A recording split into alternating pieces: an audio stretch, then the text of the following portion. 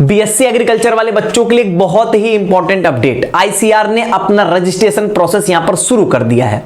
ICR के through 74 agriculture universities में कहीं पर भी अगर आप एडमिशन चाहते हो तो उसके लिए कंपलसरी की रजिस्ट्रेशन आप करेंगे। ये रजिस्ट्रेशन करने के बाद आईसीआर अपना रैंक कार्ड रिलीज करेगा एंड देन इनका जो काउंसलिंग प्रोसेस है, चॉइस फिलिंग और बाकी चीजें वो यहां पर शुरू की जाएंगी। तो सबसे पहले आपके लिए मोस्ट इंपॉर्टेंट है रजिस्ट्रेशन करना, जिसकी लास्ट डेट आपकी 23 अगस्त है। किस तरीके से आप रजिस्ट्रेशन करेंगे और साथ ही साथ आईसीआर के बारे में अगर आप सब कुछ जानना चाहते हो, कंप्लीट डिटेल नॉलेज, चाहे वो यहां पर सीट्स को लेके हो, चाहे इनके टोटल 12 कोर्सेज चलते हैं उनसे कोई रिलेटेड हो, या 74 एग्रीकल्चर यूनिवर्सिटीज कौन कौन सी हैं, उन सारी चीजों के बारे में अगर आप जानकारी जानना चाहते हो तो आपको डिस्क्रिप्शन बॉक्स में एक वीडियो मिल जाएगा जिसमें कंप्लीट इंफॉर्मेशन दी गई आईसीआर के बारे में। वैसे इन जनरल आप देख सकते हो 74 एग्रीकल्चर यूनिवर्सिटीज हैं इसमें शामिल, 63 जो स्टेट एग्रीकल्चर हैं, 4 आईसीआर डीम्ड हैं, 3 सेंट्रल एग्रीकल्चर और 4 ऐसी सेंट्रल यूनिवर्सिटीज जहां पर आपके फैकल्टी ऑफ एग्रीकल्चर है, जैसे कि आपका बीएचयू। अब उसमें कौन कौन से सेंट्रल हैं, डीम्ड और सेंट्रल यूनिवर्सिटीज कौन सी यहां पर आपकी, फिर टोटल ये आईसीआर के थ्रू जो है वो 12 कोर्सेज है। सिर्फ बीएससी एग्रीकल्चर का ही नहीं आपके पास मौका, और भी यहां पर आपके पास ऑप्शंस होंगे।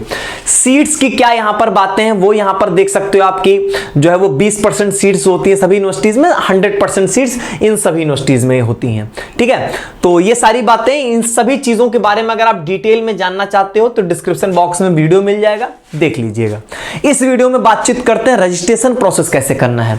सबसे पहली चीज, आपके ईमेल पे एक मेल गया होगा जो आपकी रजिस्टर्ड ईमेल आईडी होगी, जो आपने सीयूटी का एप्लीकेशन फॉर्म में दिया है, उसमें यहां पर एक मेल किया गया होगा। अगर वो मेल नहीं भी आया तब भी कोई घबराने की जरूरत नहीं है। अब लॉगिन डिटेल्स उसमें दी गई है। बेसिकली क्या है, आपको यहां पर यूजर नेम की जरूरत पड़ेगी जो कि आपका एप्लीकेशन नंबर होगा।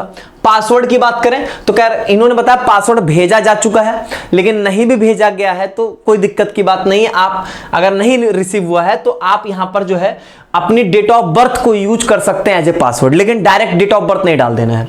डेट ऑफ बर्थ जैसे देखो 14/04/1994, तो इसको उल्टा लिखो, पहले ईयर लिखो 1994, फिर यहां पर जो है वो आप पहले 1994, फिर यहां पर 04, फिर ये मंथ हो गया, फिर यहां पर डेट 14, मतलब अपनी डेट ऑफ बर्थ को उल्टा लिखेंगे और लगातार लिखेंगे 1994 04 14।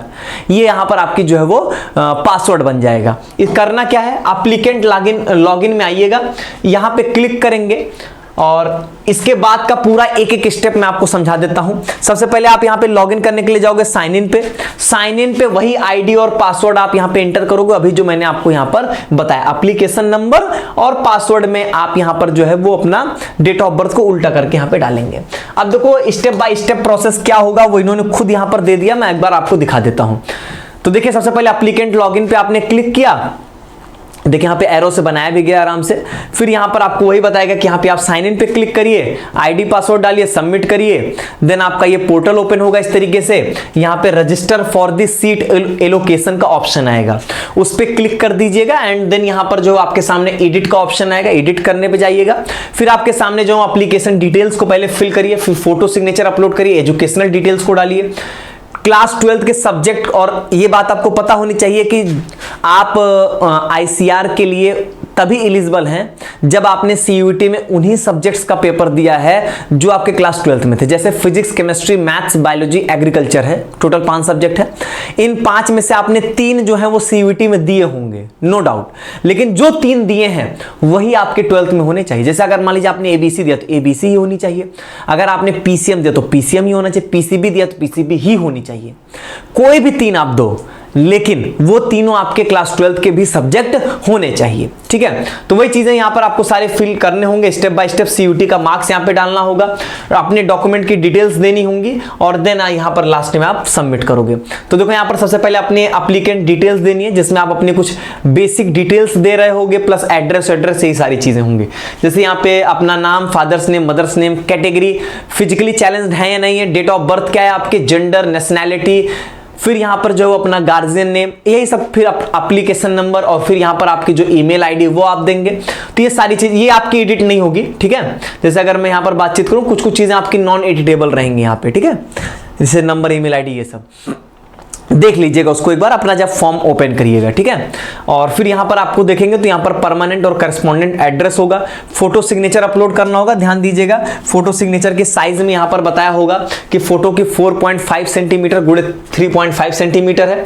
एक काम करिएगा आप सभी लोग, फॉर्म फोटो एडिटर एक वेबसाइट होती है, गूगल पे डालिएगा फॉर्म फोटो एडिटर, वहां पे सब आ जाता है। सेंटीमीटर पे क्लिक करके अपना जो है वो यहां पर आप चूज कर सकते हैं। इसके बाद यहां पर आपको 10th 12th की पूरी डिटेल्स डालनी होगी, कौन से बोर्ड से हैं, किस ईयर में पास हुए, स्कूल का नाम क्या है, कैसे आपको परसेंटेज और ग्रेड कैसे आपको यहां पे मिला है, फिर कितना मार्क्स आप पाए हैं, मैक्सिमम मार्क्स कितना, परसेंटेज वो अपने आप कैलकुलेट कर देगा। देन इसके बाद यहां पर आपको अपने क्लास 12th के सभी सब्जेक्ट की डिटेल्स यहां पर मेंशन करनी है, ठीक है।